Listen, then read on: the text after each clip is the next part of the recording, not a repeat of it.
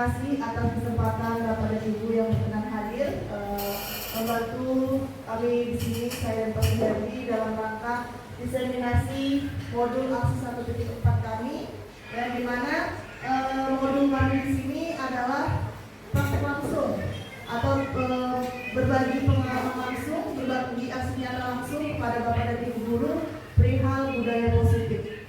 Baik,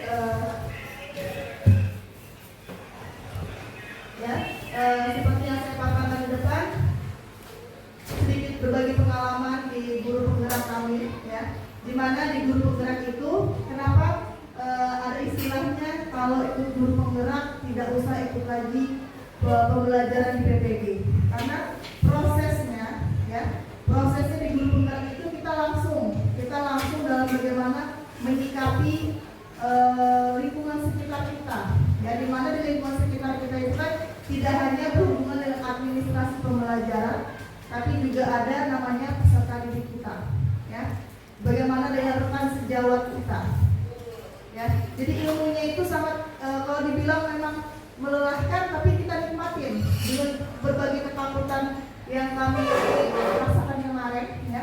Di guru penggerak setelah kami jalani, kita merasa, oh iya, ternyata selama ini kita begini ya kan. Jadi di guru penggerak juga saya baru mengetahui bahwa kita itu tidak harus namanya mengejar materi kita tercapai, ya. Ada beberapa proses tahapan, kita mempersiapkan mental anak-anak kita dulu, kita membuat anak-anak didik kita itu nyaman dulu di sekolah, ya.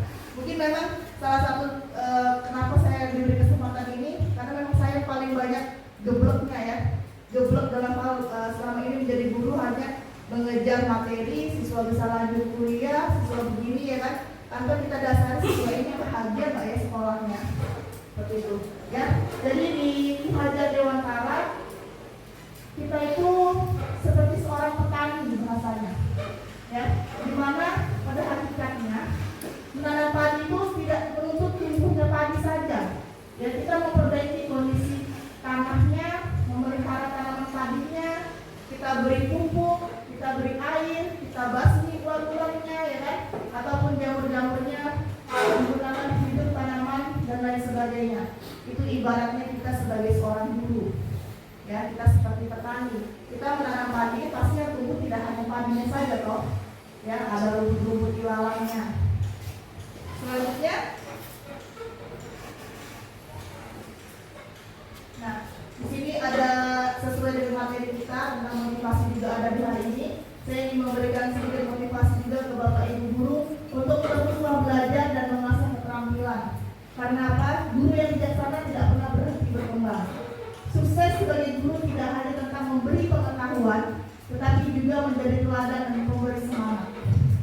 Ya, jadi kalau pas kita di Lokakarya itu benar-benar kita tuh melihat, oh ini guru-guru haus ilmu, padahal capek nih, rusak semata nih kan, pantat sepegel-pegelnya kan. Tapi saat kita berkumpul sama guru-guru di sana itu seperti, oh kita ini orang haus ilmu gitu kan. Kita di-sharing, kita diajarin, oh bagaimana sih kita ini siswa kita jadi siswa di situ, ya kan? Kita nggak hanya online, tapi kita juga ada daringnya kalau di guru penggerak itu, ya. Selanjutnya, oke, sebetulnya ini pakai musik ya, ketika nanti saya belum sediakan musiknya, saya minta perkenalkan dulu Bapak Ibu guru untuk mempraktikkan sejenak, ya, memejamkan mata. Kita gambarkan sekolah impian kita itu seperti apa, ya kan? Terus kita bagaimana suasana sekolah yang Bapak Ibu harapkan, bagaimana sikap gurunya, bagaimana tutur kata gurunya, bagaimana guru bersikap kepada murid-muridnya, ya kan? Bagaimana sikap murid-murid Bapak yang saat berinteraksi, saling berinteraksi dengan Anda, pimpinan sekolah dan guru-guru yang lain. Coba, pasti ada nggak kira-kira yang berani mengungkapkan salah satu aja dari harapan impian Bapak Ibu sebagai guru di SMA Keputusan ini tentang sekolah impian Bapak Ibu? Oke, terima kasih dulu. Bisa berdiri. Silakan. Bisa di depan, bisa di mana? Bisa di depan.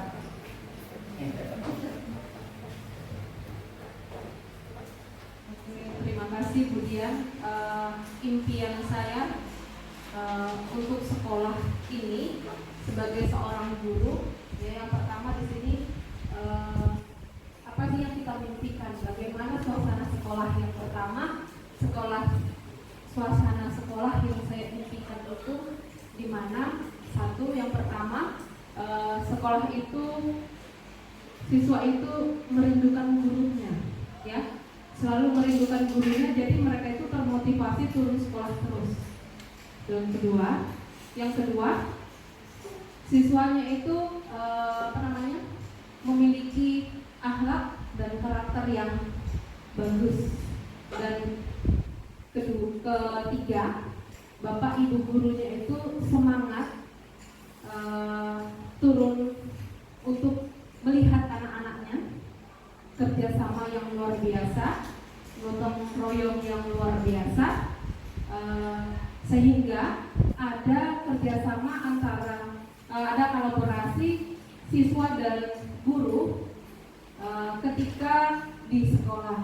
Jadi otomatis harapan dan ekspektasi saya itu sekolah kita ini akan semakin maju ketika bapak ibu guru ini semangat untuk anak-anak, bekerja sama pun mendidik anak-anak, terus turun sekolah juga semangat, begitu juga anak-anak. Jadi itulah yang menjadi impian saya untuk sekolah. Terima kasih. Kita berterima kasih juga buat Ibu Devi ya. Karena ya, mungkin sebagian besar dari kita semua di sini berharapnya seperti itu ya, guru-guru yang dirindukan oleh siswa-siswanya. Ya, bagaimana kita untuk terus belajar supaya kita bisa dirindukan dengan siswa-siswa kita. Kita mengikuti namanya perkembangan zamannya sekarang ya. Karena kita harus sadari juga ya, bahwa ini sudah zamannya bukan zaman kita seperti kita pendidikan zaman dulu. Kalau kemarin saya saat melihat praktiknya Pak Imam dengan Pak Gun, saya melihat kok begini banget ya, saya bilang kan. Itu pas saya mengalami langsung, ternyata emang ada. Saya baru disadarkan tentang namanya kodrat alam dan kodrat zaman. Alamnya Busang sama alamnya saya di Samarinda berbeda. Alam zamannya saya waktu 90-an dengan zamannya mereka 2000 sekarang ini berbeda jauh ya. Jadi kenapa di guru penggerak ini kita terus disadarkan, kita terus dibuka lagi untuk terus tahu ya. Dan itu tidak ada loh di waktu saya kuliah pun ini tidak dikasih. Waktu saya PPG pun ini tidak ada seperti itu. Harapan kita siswa berkarakter seperti penelitian, siswa menghargai guru, itu yang kita harapkan ya. Sebab sebagian besar memang seperti itu. Oke?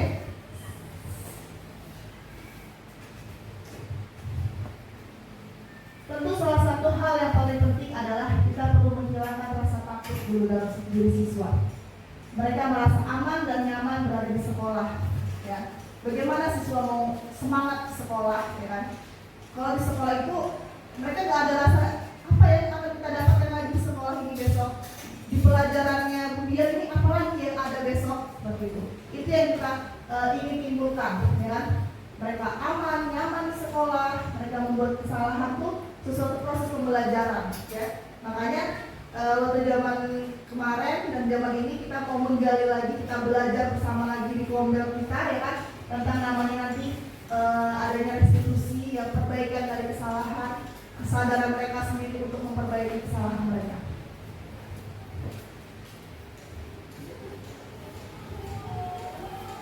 Suasana belajar yang diharapkan itu adanya interaktif, inspiratif, menyenangkan, menantang, memotivasi peserta didik untuk berpartisipasi aktif ya. Seperti itu. Jadi ideologi-ideologi yang sebetulnya ada dulu ya kan, ini kita gali lagi, kita sharing lagi, kita infokan lagi supaya nggak ada bosannya kita untuk mengingat tujuan kita pembelajaran itu seperti ini loh ya. Jadi siswa dulu kita psikologisnya nih, kita buat dulu dia ini kelas, tujuan kamu datang ke kelas di pelajaran kimia ini, bisa pelajaran saya apa yang ingin kamu dapatkan seperti itu. Dan kita langsung yang berfokus untuk materi kita ini harus selesai, tidak seperti itu sekarang ya. Jadi ada proses-proses tahapannya yang ingin kita capai dulu.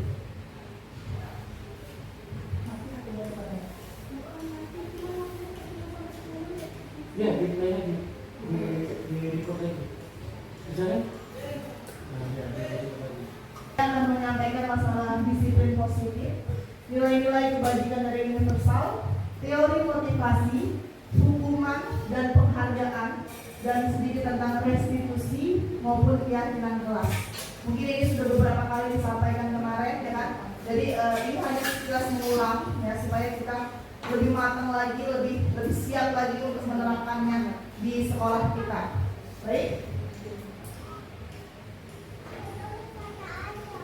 Di teori disiplin positif ada namanya teori kontrol, ya.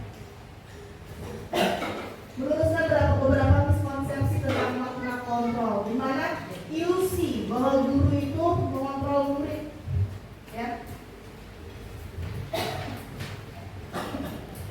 Pada dasarnya kita tidak dapat memaksa murid untuk berbuat sesuatu jikalau murid tersebut memilih untuk tidak melakukannya. Itu yang kita maksud dengan ilusi bahwa guru itu dapat mengontrol murid. Lalu ilusi juga bahwa semua perbuatan positif itu efektif dan bermanfaat. Karena segala sesuatu muncul dari dalam diri kita sendiri. Selanjutnya ilusi bahwa orang dewasa memiliki hak untuk memaksa. Ya, jadi segala sesuatu itu kita belajar untuk bahwa guru itu nggak harus bisa mengontrol murid. Ya, segala sesuatu ada namanya motivasi intrinsik dan ekstrisik, ya kan? Nah, di sini juga ada simulasi respon, ya. Kita lebih masuk ke teori kontrolnya. Dari simulasi respon, realitas kebutuhan kita sama. Tapi di teori kontrolnya, kebutuhan kita itu berbeda, benar kan? Tidak sama semuanya. Akan walaupun kita sama guru, berbeda-beda juga tugas-tugas kita. Ya, selanjutnya semua orang melihat hal yang sama, tapi ada beberapa orang, setiap orang itu memiliki gambaran yang berbeda. Kita mencoba mengubah orang agar berpandangan sama dengan kita, tapi kita harusnya itu kita berusaha memahami pandangan orang lain tentang dunia. Perilaku buruk terlihat sebagai suatu kesalahan. Semua perilaku itu memiliki tujuan, ya, dikontrolnya itu. Orang lain bisa mengontrol saya, hanya Anda yang bisa mengontrol diri Anda, bukan orang lain. Saya bisa mengontrol orang lain, Anda tidak bisa mengontrol orang lain. Itu dari kontrolnya. Pemaksaan ada pada saat bujukan gagal, ya. Kolaborasi dan konsensus menciptakan pilihan-pilihan baru. Model berpikir menang atau kalah. Model berpikir menang dan menang. Oke, selanjutnya, sebagai seorang pendidik, saat Anda perlu hadir di suatu pelatihan, motivasi apakah yang mendasari tindakan Anda?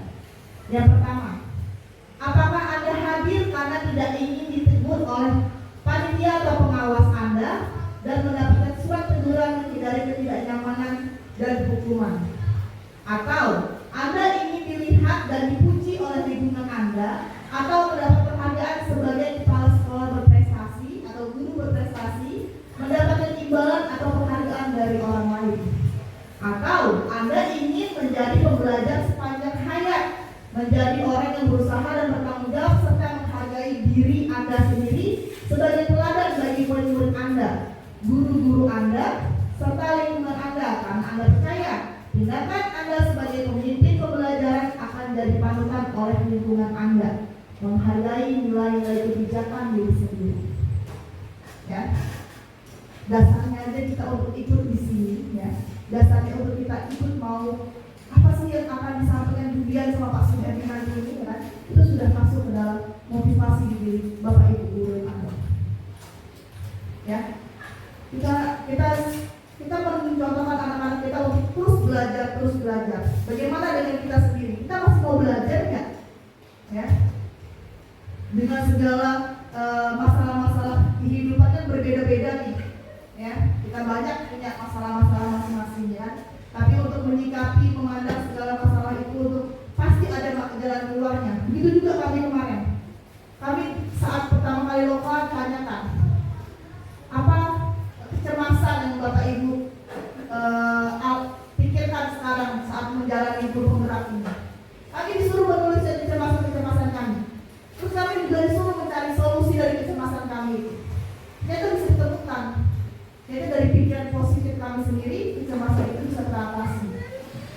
Mari kita tanyakan ke diri kita sendiri, bagaimana kita berperilaku. Mengapa kita melakukan segala sesuatu? Apakah kita melakukan sesuatu karena adanya dorongan dari lingkungan atau dorongan dari orang lain? Terkadang kita melakukan sesuatu karena tidak menghargai, karena kita menghindari rasa sakit atau ketidaknyamanan.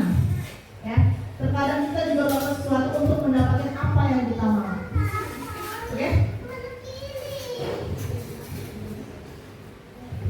Ada 3 motivasi perilaku manusia. 1, untuk menghindari ketidaknyamanan atau hukuman. Seseorang melakukan sesuatu itu karena dia menghindari ketidaknyamanan atau hukuman dari pimpinan, ya kan? Untuk mendapatkan imbalan atau penghargaan dari orang lain, apresiasi. Ya, kemarin sempat saya konferensi sama Pak Guru perihal, kok siswa bersih dapat penghargaan ini? Guru loh gak pernah dipuji sama Bapak. Nah, ternyata setelah saya masuk di guru penggerak, saya tahu, oh ternyata penghargaan atau reward itu kadang menghancurkan mental seseorang. Jadi orang itu kerja kalau nggak dikasih reward, nggak dikasih apresiasi, dia nggak mau kerja. Ya, selanjutnya untuk menjadi orang yang mereka inginkan dan menghargai diri sendiri dengan nilai-nilai yang mereka percaya. Begitu. Jadi ini 3 motivasi perilaku yang ada di diri manusia. Oke, di sini ada sedikit ilustrasi. Sebagai seorang guru, saat Anda hadir mengajar di kelas tepat waktu, motivasi apakah yang mendasari tindakan Anda? Apakah Anda datang tepat waktu karena tidak ingin ditegur oleh atasan, dan Anda kemudian mendapatkan surat peringatan oleh atasan atau menghindari ketidaknyamanan atau hukuman tadi ya? Atau Anda ingin mendapatkan pujian dari atasan dan mendapatkan penghargaan sebagai karyawan atau guru berprestasi, yaitu mendapatkan imbalan, penghargaan dari orang lain? Atau Anda ingin menjadi orang yang menghargai waktu, menghargai diri Anda sendiri sebagai teladan bagi murid-murid Anda, karena Anda percaya tindakan Anda sebagai guru adalah contoh oleh murid-murid Anda. Ya, ayo, kira-kira ada tidaknya Pak Guru di sekolah? Kalau itu sudah menjadi motivasi di diri kita, sudah tertanam di diri kita bisa melaksanakannya. Ya, jadi kenapa mungkin Pak Guru meninggalkan kita klub? Nggak ada ya, pasti ada titipan dari Pak Suderdi, ke Pak Kornel, atau ke Pak Gerak, ke koordinatornya lah. Ya, kita tumbuhkan di diri kita sendiri bahwa kita melakukan segala sesuatu itu kita contoh, ya kan? Kalau kan guru, ditunggu dan ditiru. Jadi saya juga kemarin tuh berpikiran sama ya, kenapa kita kemarin dilarang untuk menegur siswa berlipstik kalau gurunya pakai lipstik, ya kan? Apa itu kita mulai dari diri kita sendiri, motivasi untuk diri kita sendiri. Ya kalau kita sendiri kan punya alasan, kalau guru nggak pakai lipstik, guru akan puncak, nggak semangat untuk anak-anak melihatnya, ya kan? Nah, berarti yang ada guru nanti jangan guru yang berlipstik, tapi mungkin bapak-bapak, ya kan? Yang mungkin bisa menyiasati tidak sesuai usia, ya kan? Seperti itu. Nanti guru siswa yang gondrong juga seperti itu. Bapak-bapaknya introspeksi diri, gondrong nggak bapak-bapak yang ada? Kalau bapak-bapak yang sudah cepat, rambutnya rapi, segar, ya kan? Dia bisa menegur siswa seperti itu. Selanjutnya,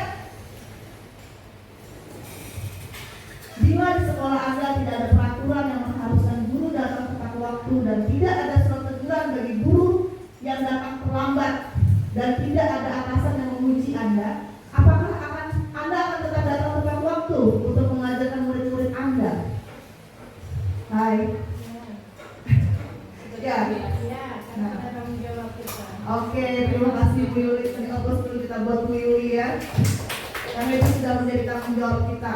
Karena beberapa guru juga ada rutinitas masing-masing yang berbeda dengan guru-guru yang lain. Tapi kalau itu sudah bisa kita tumbuhkan di diri kita harus mungkin lebih awal lagi bagaimana kita merespon siswa kita. Ya. Selanjutnya, menurut Anda dari ketiga motivasi tadi, motivasi manakah yang paling banyak mendasari perilaku murid-murid kita di sekolah? Motivasi yang tadi, ada 3 tadi. Kira-kira murid kita di sekolah ini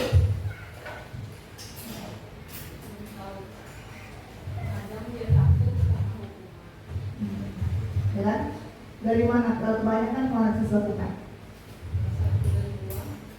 1 dan 2 ya kan. Kita belum bisa menumbuhkan nilai-nilai mereka untuk mereka sadar, oh ternyata ini yang harusnya ada di diri kita.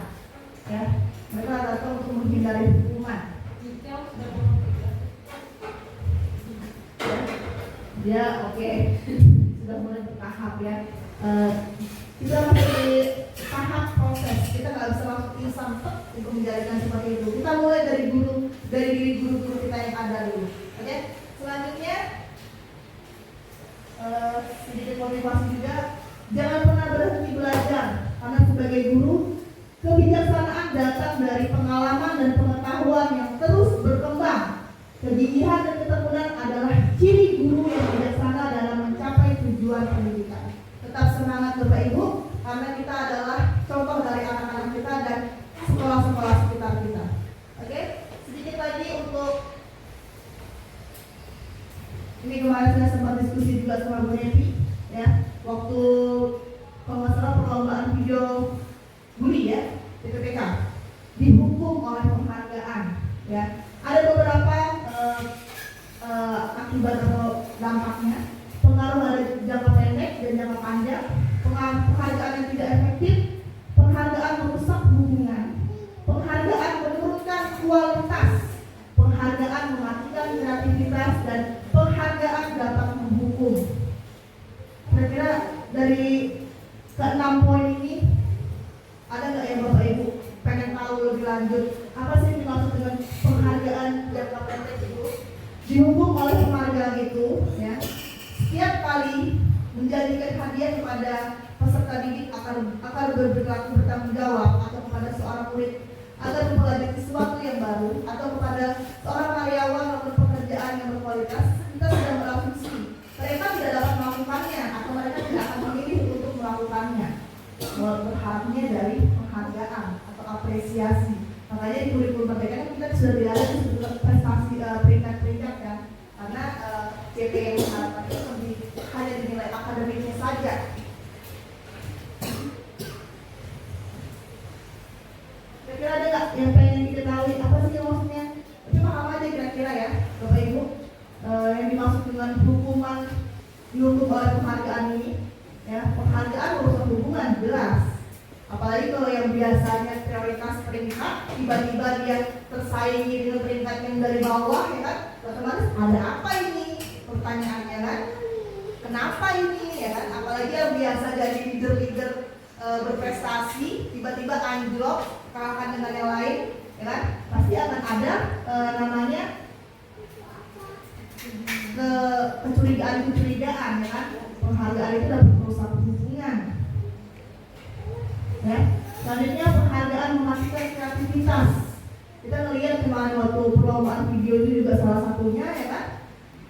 Untungnya kita panitia punya juknis yang bisa kita jadikan pertanggungjawaban. Ini loh yang membuat poin kalian turun, ya kan, seperti itu. Kita sama-sama mereview Bapak Ibu guru, ya. Kita sudah biasa jadi guru piket, sudah ada beberapa wali kelas, ya kan, dan guru mapel yang ada di sini, ya. Kira-kira kita masuknya ke hukuman konsekuensi, ya kan, tentang mencatat 100 kali di dalam buku kalimat saya tidak akan terlambat lagi karena dia terlambat sekolah nih, ya. Kira-kira itu maksudnya ke hukuman atau konsekuensi? Ayo, kira-kira mencatat 100 kali seperti saya waktu zaman dulu, ya kan, remedial rangkap, ya kan.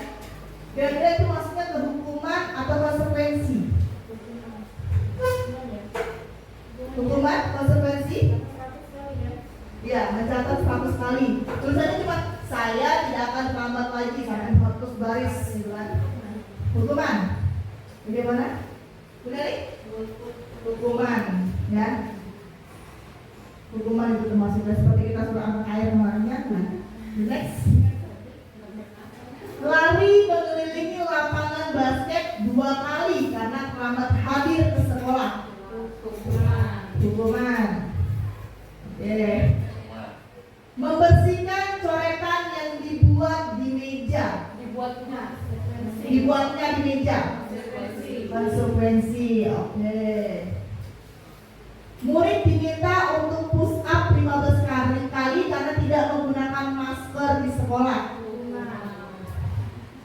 Hukuman. Oke. Selanjutnya, menggantikan kertas tugas teman yang telah dicoret-coret. Konsekuensi.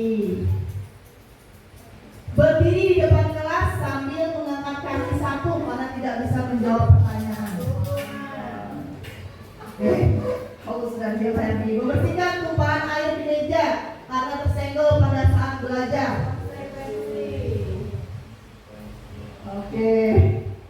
Kehilangan 10 menit jam istirahat untuk mengerjakan tugas karena terlambat datang dan tertinggal pelajaran selama 10 menit.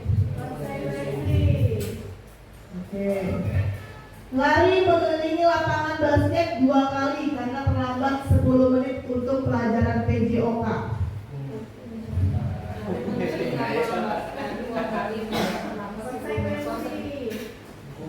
Hukuman atau konsekuensi?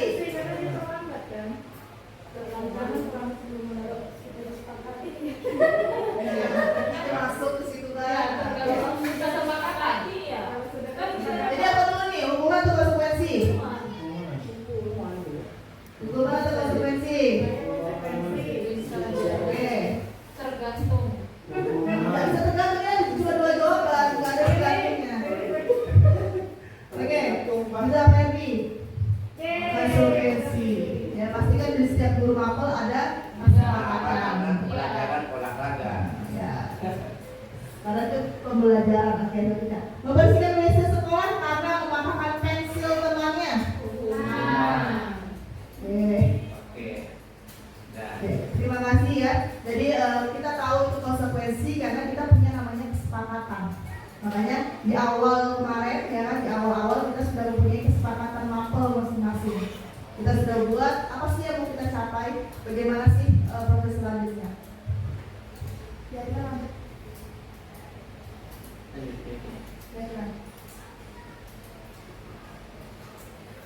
Oke, keyakinan kelas kemarin juga Pak Suhardi sudah menyampaikan di awal kita kombel ya kan tentang keyakinan sekolah atau keyakinan kelas ya. Kita juga sudah menerapkan beberapa keyakinan kelas kita, yang wali kelas punya keyakinan kelasnya, yang guru mapel juga punya kesepakatan kelas ya kan. Guru berperan dalam mewujudkan terbentuknya keyakinan sekolah atau kelas dengan adanya kesepakatan antara guru dan murid. Sudah kita buat sama-sama Bapak Ibu? Sudah, oke, terima kasih. Selanjutnya contoh-contoh keyakinan kelas atau sekolah ya. Peraturan kelas kita misalnya seperti kita juga di sini saat kita melakukan diseminasi ini ya kan, kita harusnya punya tadi kesepakatan bersama harusnya ya. Di sini kita punya namanya hadiran dan keterlambatan, ada aturannya, ada juga konsekuensinya jika kita melanggarnya ya kan. Terus kebersihan dan kerapian, peralatan yang digunakan, seragam ya kan. Jadi nanti kalau ya seperti itu, saat kita membuat seperti itu, pas kita masuk ke kelas, kita benar-benar mengingatkan lagi kepada mereka apa sih peraturan yang telah kita sepakati bersama, ya kan. Misalnya nanti ada siswa yang tidak rapi bajunya, kita bisa tunjukkan lagi. Ya ada siswa terlambat, kita bisa nanti di restitusi kita bisa mengingatkan kembali. Kira-kira apa yang sudah kamu lakukan, yang kamu langgar, ya kan? Seperti itu. Selanjutnya, nah di sini ada sedikit games lagi nih. Kan kemarin Bapak Ibu sudah membuat keyakinan. Kira-kira di sini ada urutan langkah-langkah utama dalam menetapkan keyakinan kelas. Paham deh? Di sini ada nomor 1, 2, 3, 4, 5, 6. Ada 6. Kira-kira yang nomor 1, apaan kemarin nggak ikut ya? Nggak ikut, oke. Bu Nepi kemarin yang ikut. Kira-kira nomor 1 kita yang nomor berapa? Yang kita lakukan duluan. Langkah-langkah dalam membuat keyakinan kelas itu yang pertama kita melakukan atau berdiskusi dulu mengenai peran seluruh warga kelasnya. Jadi nanti anak-anak tersebut tahu untuk apa sih keyakinan kelas itu. Berarti kita berdiskusi dulu. Berarti nomor berapa? Nomor 1? Nomor 5 ya? Berdiskusi dulu. Setelah itu Iya.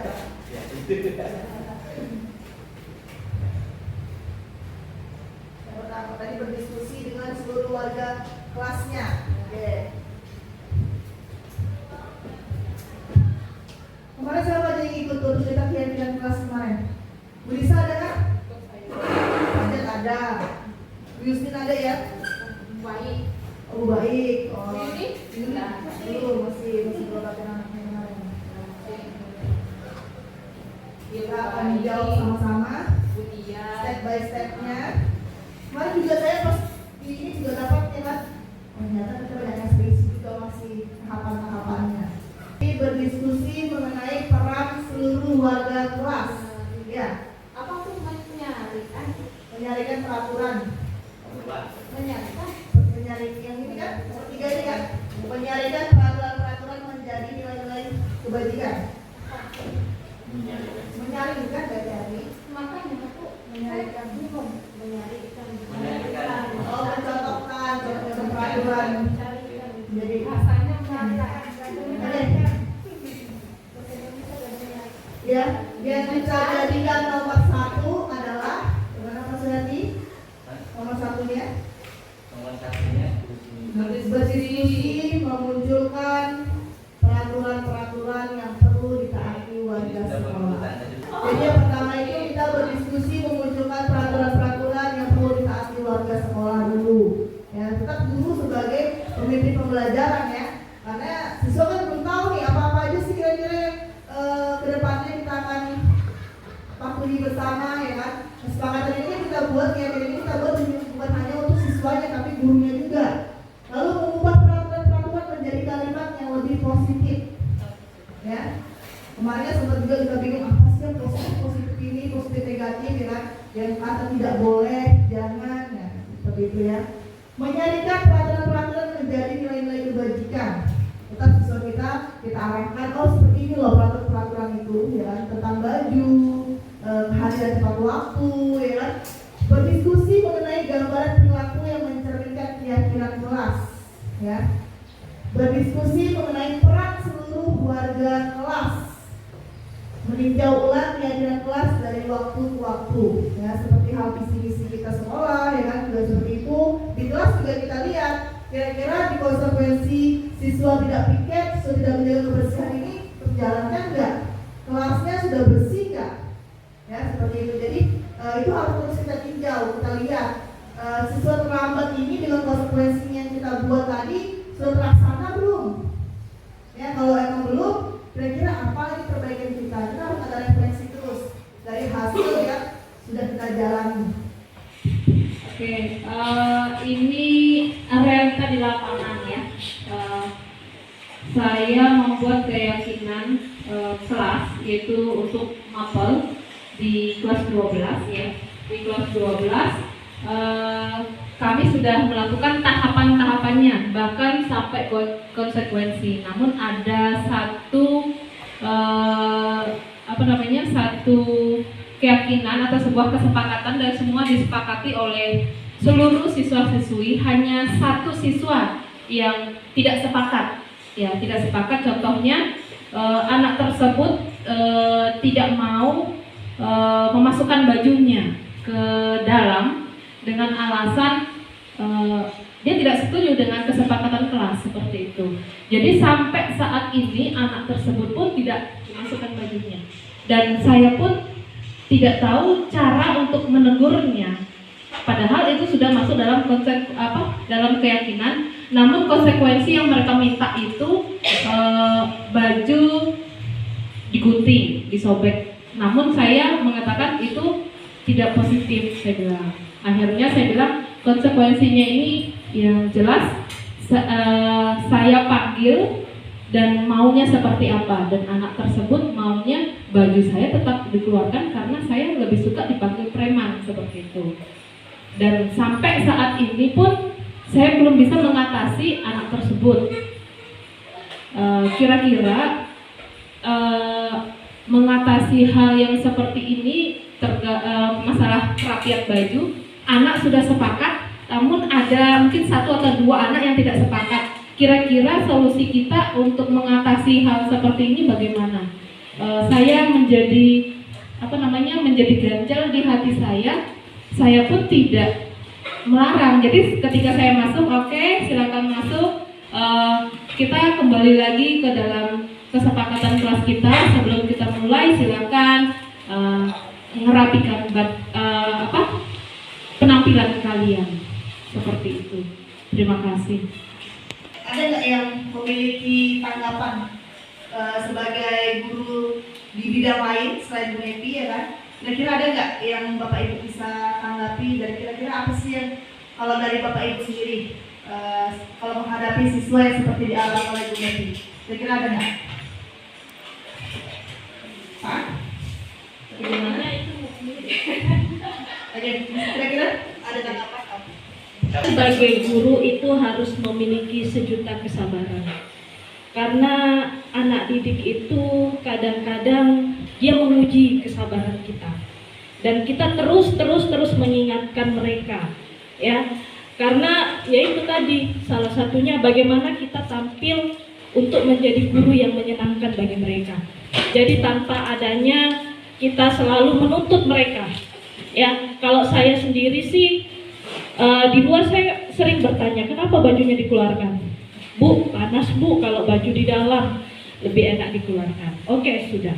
Ketika di dalam kelas, di kesepakatan itu ketika mereka masuk, kalau mereka masuk baju dikeluarkan, ya mereka berdiri di depan kelas dan saya menyuruh temannya untuk memasukkan baju itu ke dalam kelas, di dalam baju celananya.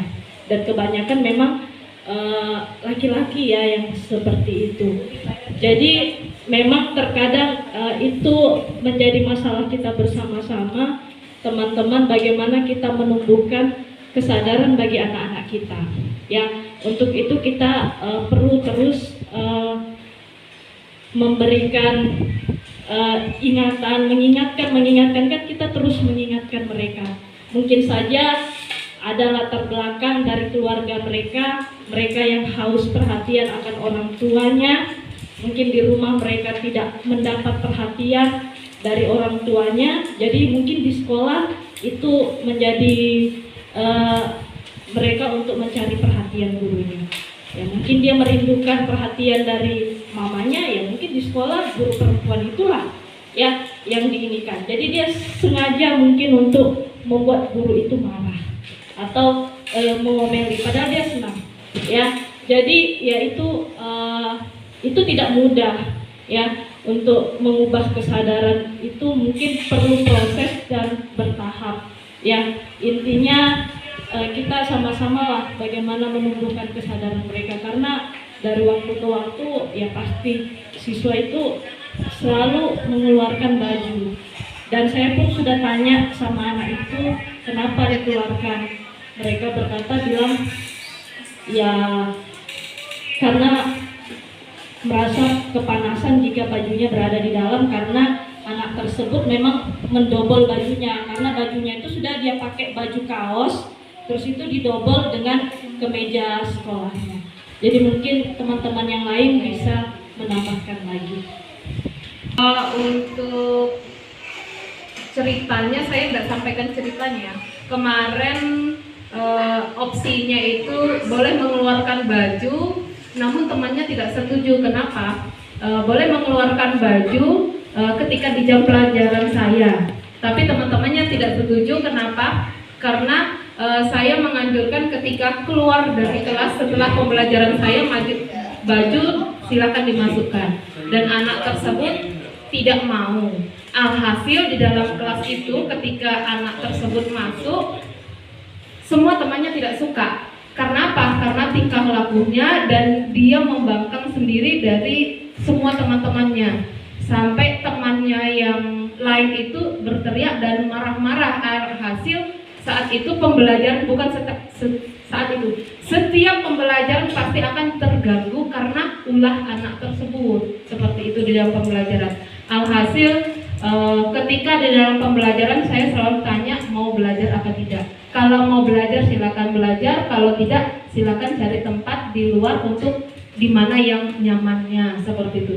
Sampai terakhir kemarin saya tegur kembali, mengingatkan kembali apa yang dijanjikan waktu di kelas 11. Bahkan kakaknya sudah menyampaikan Ketika anak ini ada panggilan lagi, maka dicopot dari sekolah, tidak boleh disekolahkan lagi. Hasilnya kemarin saya ingatkan kembali, sepertinya anak itu ingat, setelah itu tidak sadar lagi setelah diingatkan.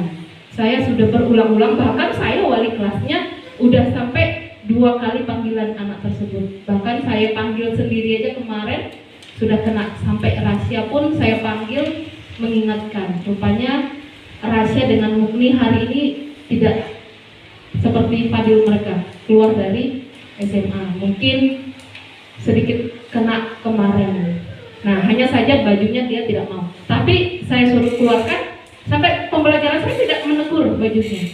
Yang menegur hanya temannya, dan itu membuat temannya kesal seperti itu. Kalau saya, ya saya biarkan aja sudah setelah itu. Itu aja dari saya. Sudah batas awal, makanya segala sesuatu masalah ya kan, ikut guru penggerak. Di guru penggerak ya kan, jujur benar ya. Awal saya kemarin itu kalau sudah pulang sekolah, kepala saya kerjanya marah-marah terus, teriak-teriak saya kan. Kalau nggak saya teriak, kayaknya aku nggak dengar. Di kelas pun kalau suara saya nggak nyaring ya kan, kayaknya anak yang di ujung sana tuh bakal tetap tidur gitu kan. Makanya saya kalau waktu itu ngajar, pas kebetulan Pak Jok observasi di sebelah, saya teriak-teriak karena memang saya pikir dengan suara saya yang nyaring, anak akan fokus. Ya kan enggak ya, seperti yang dikatakan Bu Justina tadi ya kan, masuk di kebutuhan dasar manusia. Nah, hari ini di diskriminasi ya kan, selain kita untuk belajar disiplin positif, kita juga nggak tahu apa aja sih kebutuhan dasar dari manusia ya. Perlunya dia kasih sayang, dan mungkin anak ini adanya kekurangan kasih sayang ya kan, selalu mencari perhatian seperti itu ya. Seperti yang saya bahas tadi pertama ya kan, kita sebagai guru harus menghilangkan namanya ilusi kita dapat mengontrol murid-murid kita ya. Kita ilusi bahwa suatu perbuatan positif itu efektif dan bermanfaat. Segala itu timbul dari diri kita ya kan. Saya juga sedikit banyak belajar untuk, kalau kita kan capek nih, kata Mbak Yusnya, kita harus memiliki kesabaran yang berjuta-juta, beribu-ribu kesabaran untuk siswa-siswa kita. Benar ya kan?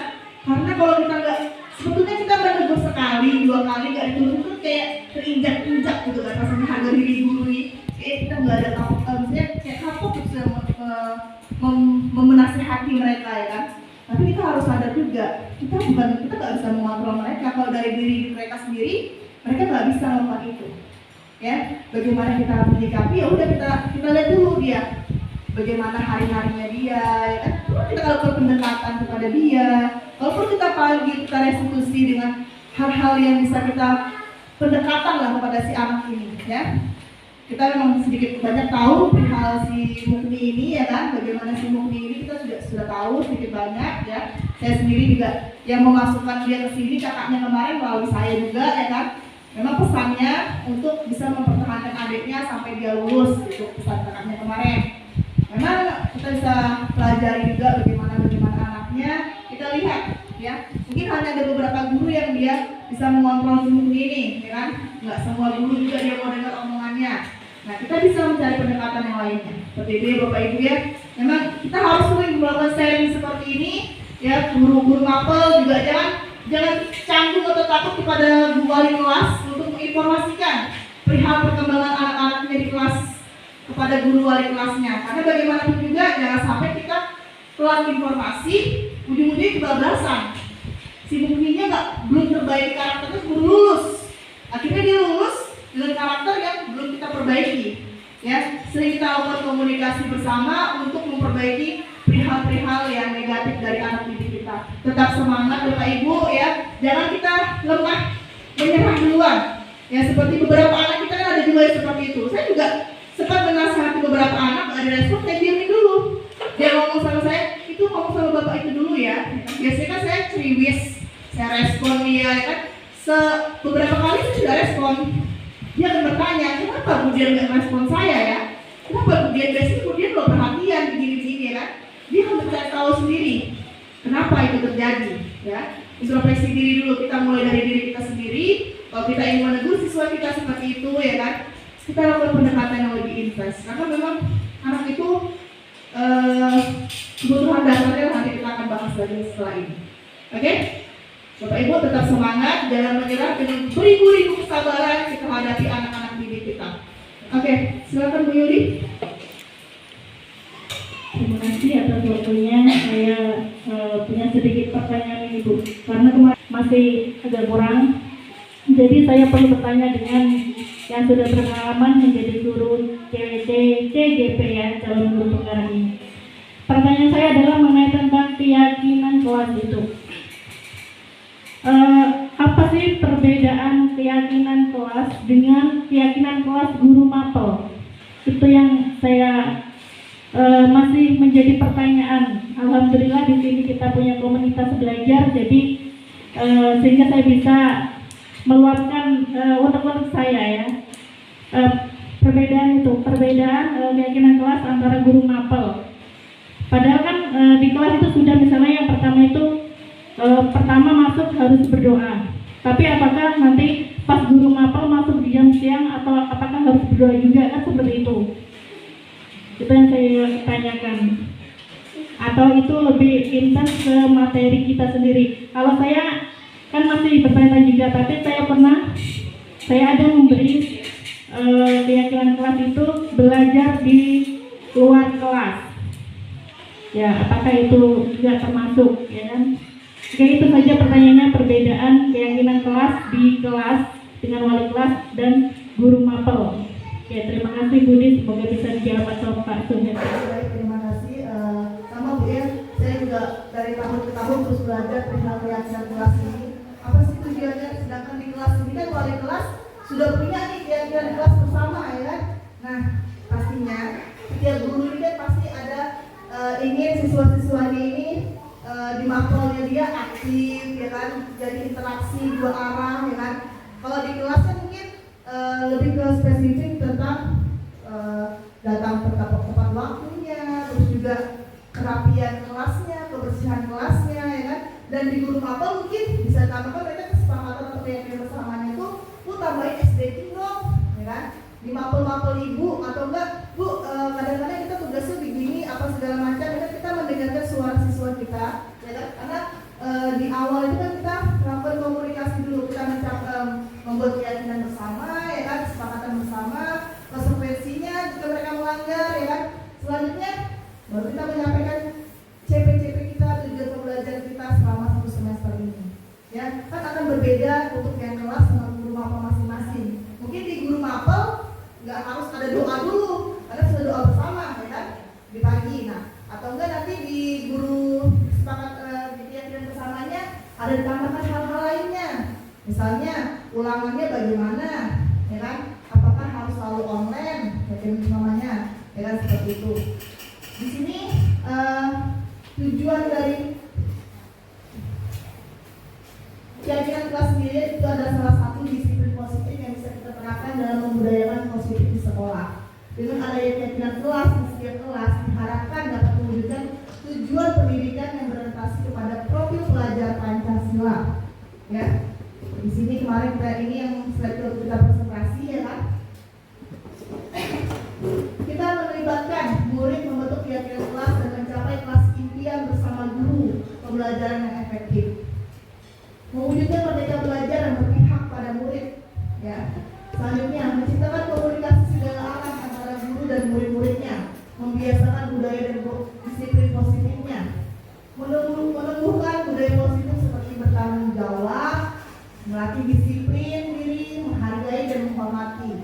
Mungkin saat presentasi diharapkan tidak ada yang berbicara ya kan, saling menghargai seperti itu. Nanti misalnya teman presentasi di depan, yang di kursi harus memperhatikan ya, seperti itu.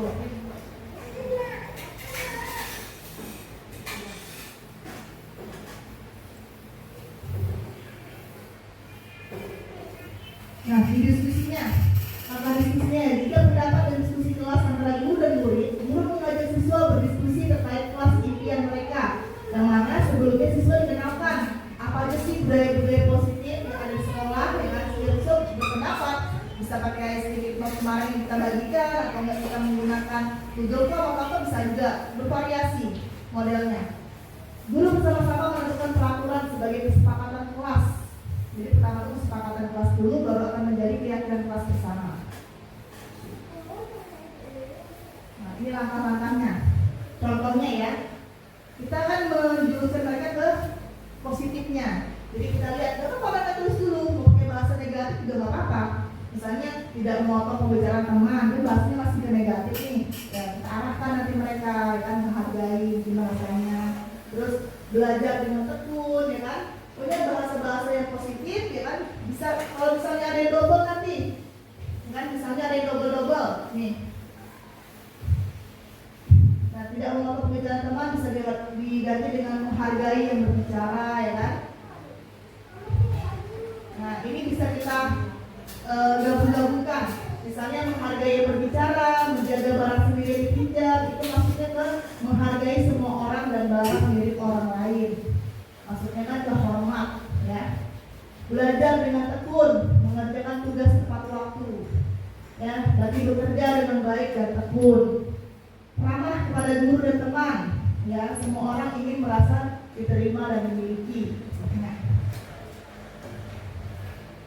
Jadi keyakinan kelasnya itu bisa masuk ke hormat, bekerja, diterima, dan dimiliki.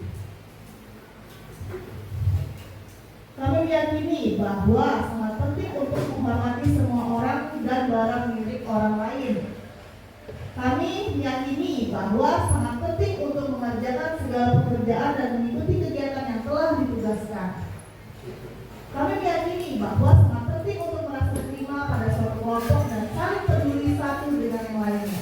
Ini kan sudah masuk ke profil pelajar Pancasila kita, ya kan, dimana dengan mereka menghargai orang lain kita sudah kebinekaan, ya kan, beriman dan bertakwa, berakhlak mulia, ya kan, terus juga merasa diterima, mandiri, ya kan. Nanti kita bisa share lagi ini ya. Nah, langkah-langkahnya setelah kita membuatnya, kita bisa buat di bawahnya itu di atas keyakinannya, di bawah kita siapkan satu tempat untuk menjadi bukti bahwa keyakinan ini kita buat bersama antara guru dan seluruh siswanya dengan menunjukkan tanda tangan kita di situ, tanda tangan seluruh siswanya. Dan itu sebagai bukti bahwa keyakinan ini dibuat atas dasar kita bermusyawarah.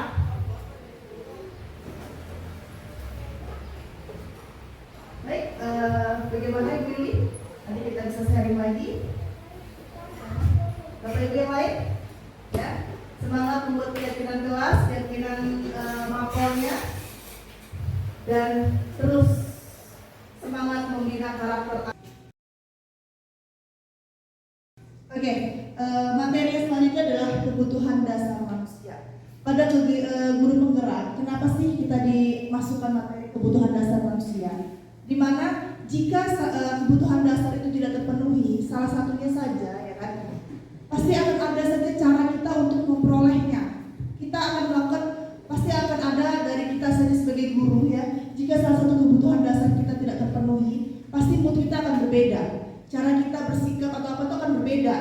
Beberapa manusia yang bisa menutupinya, oke, ya kan. Tapi ada juga beberapa manusia yang tidak tahu bagaimana untuk menutupi kebutuhan yang tidak terpenuhi itu. Sebelum kita masuk ke kebutuhan dasar manusia, ya, di sini ada sedikit maksudnya ilustrasi sedikit. Ketika seorang murid kita melakukan suatu perbuatan yang bertentangan dengan nilai-nilai kebajikan atau melanggar peraturan, hal ini sebenarnya karena mereka gagal memenuhi kebutuhan dasar mereka. Kebutuhan dasar bagaimana sih yang ada pada manusia? Kebutuhan dasar manusia, ya, yang pertama adalah bertahan hidup, cinta dan kasih sayang, penguasaan, kebebasan dan kesenangan. Saya akan menyampaikan sedikit ilustrasi atau cerita dari studi kasus, ya, di mana di sini ada kasus orang guru wali kelas 12 bernama Ibu Siti sedang bingung menghadapi salah satu muridnya yang bernama Tommy. Beberapa anak telah mengeluhkan Tommy yang seringkali meminta bekal makan siang mereka dengan paksa. Ya. Jika Anda menghadapi situasi seperti Ibu Siti, apa yang akan Anda lakukan? Menurut Anda, kira-kira alasan Tommy melakukan hal itu? Oke. Alasan Tommy yang pertama, mungkin ya, karena dia lapar dan orang tuanya tidak membawakan makan siang. Maka kebutuhan dasar yang sedang berusaha dipenuhi oleh Tommy adalah kebutuhan untuk bertahan hidup, ya. Karena dia tidak dikeluarkan bekal, otomatis dia merebut makan temannya, bekal makan temannya, ya. Selanjutnya alasan Tommy juga mungkin bisa jadi karena ia merasa senang temannya jadi memperhatikan dia, ya enggak? Jadi kalau kita mengganggu seseorang kan otomatis dia akan memperhatikan kita. Dan kita marah, respon marah aja dia merasa ada kesenangan sendiri, ya. Ketika temannya melaporkan tindakannya itu pada guru dan guru memberitahu orang tuanya, sehingga orang tuanya menjadi memperhatikan dia.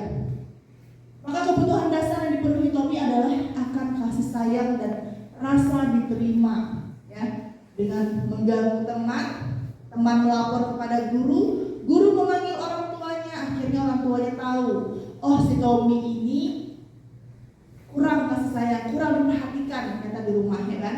Seperti itu. Selanjutnya, alasan yang selanjutnya juga bisa jadi karena temannya jadi takut dengan si Tommy, ya kan? Dan menuruti keinginannya. Maka sebetulnya Tommy sedang berusaha memenuhi kebutuhan dasarnya, yaitu kekuasaan. Ya kan, dia jadi merasa, oh setelah dia membegal temannya, memalak temannya ini, ya kan, temannya kan takut nih, akhirnya memberikan. Akhirnya Tommy bertambah lagi kekuasaannya. Ada lagi alasannya, karena dia merasa bosan dengan bekal yang dibawa ibunya dari rumah. Karena ibunya selalu membawakan bekal yang sama. Oleh karena itu dia ingin mencoba makanan teman-temannya yang beraneka ragam, ya kan?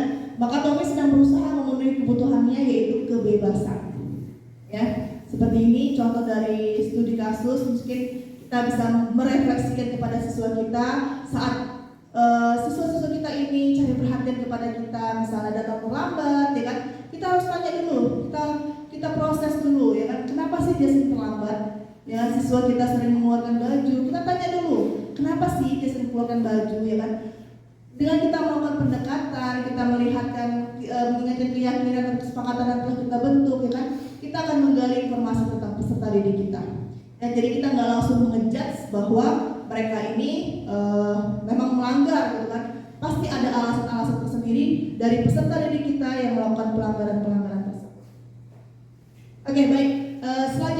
Selanjutnya materi yang akan saya sampaikan adalah tentang restitusi 5 posisi kontrol. Ya, posisi kontrol kita saat kita merestitusi peserta didik kita. Ada beberapa, ya kan, mungkin di PNN juga kita sering membukanya. Posisi-posisi kontrol apa saja? Oke, saya akan lihatkan, ya. Yang pertama, guru sebagai penghukum, ya. Kita akan melihat nanti beberapa contohnya yang guru sebagai penghukum. Selanjutnya, guru membuat rasa bersalah, ya. Selanjutnya ada juga guru sebagai teman, ada juga guru sebagai pemantau, ya kan? Dan yang terakhir adalah guru sebagai manajer. Di sini kita sebagai guru itu sebetulnya kita diarahkan untuk sebagai manajer, di mana kita tidak selalu mengejak siswa kita melakukan kesalahan tanpa kita mencari dulu penyebabnya, alasannya mereka melakukan kesalahan, ya kan? Selanjutnya kita tidak stabilkan dulu emosi mereka, memvalidasi, ya kan? Nanti di tahap ketiga restitusi kita masuk ke sini lagi, ya kan? Di mana tugas kita sebagai guru tidak hanya mencari kesalahan dari peserta didik kita. Oke, sebelumnya marilah kita menyaksikan video yang akan saya sampaikan.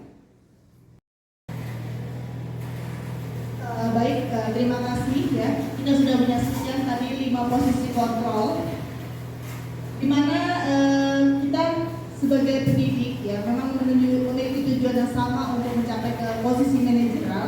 Jadi jangan menyerah, ya, terus kita berusaha agar peserta didik kita bisa benar-benar mencapai dimensi program pelajar Pancasilanya yang kita harapkan tadi adalah mandiri, ya kan, bertanggung jawab, ya, seperti itu, ya. Jadi tetap semangat Bapak Ibu untuk terus mencapai posisi manajer. Oke, selanjutnya di sini ada beberapa tabel, mungkin nanti akan saya sharing sedikit di grup kita supaya jadi pembelajaran kita bagaimana kita untuk mencapai bahasa kata yang kita gunakan saat kita menghadapi peserta didik kita. Baik, oke, untuk yang terakhir, terima kasih untuk masih bersedia menemani saya di sini. Oke, yang terakhir adalah materi tentang segitiga restitusi, ya kan? Dimana untuk mencapai posisi manajerial tadi kita harus menjejaki tahapan dari segitiga restitusi ini. Dimana segitiga restitusi ini, ya, tahapannya pertama kita akan menstabilkan identitas peserta didik kita dulu, baru kita memvalidasi tindakan mereka yang salah dan menanyakan keyakinannya. Oke, sini ya, seperti yang ada juga di kantor kita, di ruangan kantor ya, bagaimana tentang tahapan segitiga restitusi, di mana tahapan yang pertama kita menstabilkan identitas peserta didik, lalu kita mungkin contoh-contoh kata-katanya ya, yang seperti setiap orang pasti pernah melakukan kesalahan, ya kan? Kita stabilkan dulu identitasnya, jangan sampai kita langsung mengejudge seperti tadi yang penghukum, tanpa kita mendengar dulu alasannya si anak peserta didik kita ini, kita langsung membuat mereka tuh, kamu salah ya, seperti itu ya. Jadi kita stabilkan dulu, lalu kita validasi dulu tindakan mereka. Dia akan menceritakan, ya. Kita buat dia untuk mandiri menceritakan masalahnya. Selanjutnya kita ingatkan lagi tentang keyakinan dan kesepakatan yang telah kita jalin bersama di kelas, ya kan? Di mata pelajaran kita, seperti itu ya. Selanjutnya, sini contoh dari menstabilkan identitas dilakukan berdasarkan prinsip bahwa membuat kesalahan adalah bagian dari proses pembelajaran yang nantinya menggeser identitas gagal ke arah identitas sukses. Ya, jadi siswa yang melakukan kesalahan itu jangan langsung kita judge untuk sudah gak ada masa depannya ini, ya kan? Kita harus berani berpikir terbuka bahwa hari ini gagal, besok pasti lebih baik lagi. Selanjutnya kita masuk ke contoh-contoh dari kalimat menstabilkan identitas. Kita bisa menggunakan kata-kata berbuat salah itu tidak apa-apa, ya kan? Kita juga bisa mengatakan tidak ada manusia yang sempurna, seperti halnya kita, ya kan? Saat kita melakukan kesalahan, saat kita melakukan kesalahan dan kita dijudge, kita salah, ya. Tidak ada kayak upaya kita untuk mengeluarkan apa sih yang membuat kita melakukan kesalahan ini, ya kan? Pastikan semua orang itu melakukan kesalahan, ada tujuannya yang tapi pandangan orang berbeda, cara yang menilai itu berbeda. Penilaian orang yang kita lakukan ini adalah suatu kesalahan, tapi menurut kita ini bukan kesalahan, seperti itu ya. Jadi kita stabilkan dulu. Saya juga pernah melakukan kesalahan seperti ini. Kita juga manusia kan juga pernah melakukan terlambat ke sekolah kan. Jadi kita jangan terlalu berpikir siswa terlambat itu adalah suatu kesalahan yang sangat besar, yang fatal, tidak ada maafnya, ya kan? Seperti itu. Selanjutnya kita juga bisa menyelesaikan ini.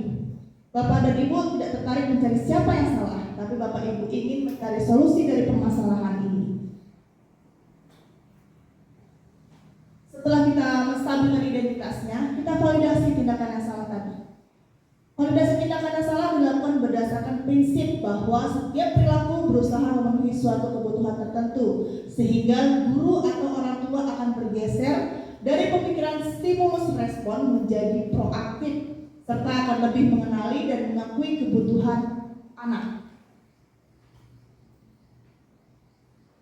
Contoh-contoh kalimatnya, kamu pasti punya alasan mengapa melakukan hal ini, kan? Kenapa kamu terlambat? Kenapa baju kamu keluar? Pasti kamu punya alasan. Kamu patut bangga pada dirimu sendiri, karena kamu telah melindungi sesuatu yang penting buatmu. Kamu boleh mempertahankan sikap itu, tapi kamu harus menambahkan sikap yang baru. Bagaimana siswa ini akan berpikir, merenungi dari kata-kata yang kita ucapkan. Langkah yang terakhir, kita menanyakan keyakinannya. Menanyakan keyakinan dilakukan memberikan pertanyaan-pertanyaan bermakna kepada murid atau anak untuk memunculkan motivasi secara intrinsik dari dalam dirinya sendiri, sehingga mampu mengaitkan keyakinan yang dengan tindakan yang salah. Contoh kalimatnya, apa yang kita percaya sebagai keyakinan kelas, ya kan? Kita di kelas sudah punya keyakinan kelas bersama, ya kan? Apa saja nilai-nilai umum ketika kita telah sepakati? Apa bayangan kita tentang kelas yang ideal, ya kan? Kamu mau jadi seperti apa, ya? Jadi kita mengulang lagi, flashback di keyakinan kelas. Kita juga punya konsekuensi, ya kan? Dia akan memikirkan sendiri, di mana keyakinan yang sudah kita buat, konsekuensinya itu akan muncul dari dirinya sendiri, bukan karena dia takut hukuman kepada kita, dari kita, ya kan? Atau enggak karena dia ingin diapresiasi, ya kan? Seperti itu. Saya akan membagikan studi kasus yang akan Bapak Ibu bersama kerjakan ya. Kita akan coba bersama-sama untuk merestitusi, bagaimana sih merestitusi peserta didik kita dengan kasus-kasus yang berbeda. Baik, silahkan dikerjakan.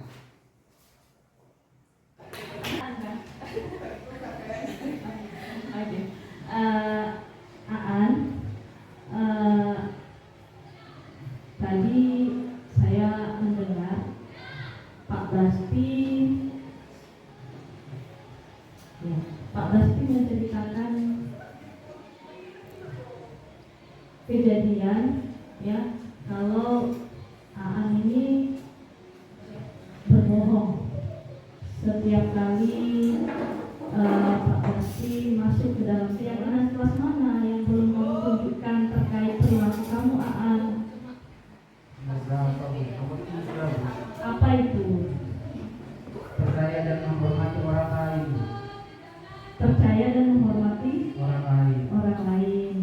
Oke, dengan tindakan kamu seperti itu, ya berarti kamu tidak percaya dan menghormati siapa? Pak Basti. Pak Basti. Oke. Jadi lain kali Aan, ya keyakinan kelas sudah kita sepakati. Jadi Aan harus melakukannya, bukan hanya kita buat, tetapi harus dilakukan. Bagaimana Aan? Ya, saya coba. Oke, baik. Terima kasih Aan. Ya,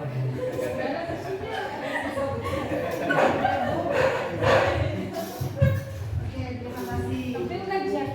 Terus, untuk selanjutnya, nanti ada ya tindakan Bastian yang Aan tadi yang sering izin. Kalau nggak salah itu kasusnya dia ingin mencari perhatian temannya ya, kebutuhan dasarnya ya. Dia ingin mencari teman, Oke, saya ucapkan terima kasih banyak kepada Bapak Ibu yang telah hadir ya kan. Semoga disiplin positif yang telah saya presentasikan hari ini dapat membuat kita bersama-sama belajar untuk menjadi lebih baik lagi menerapkan di sekolah kita tercinta ini. Saya ucapkan semangat untuk mencapai perubahan ya kan.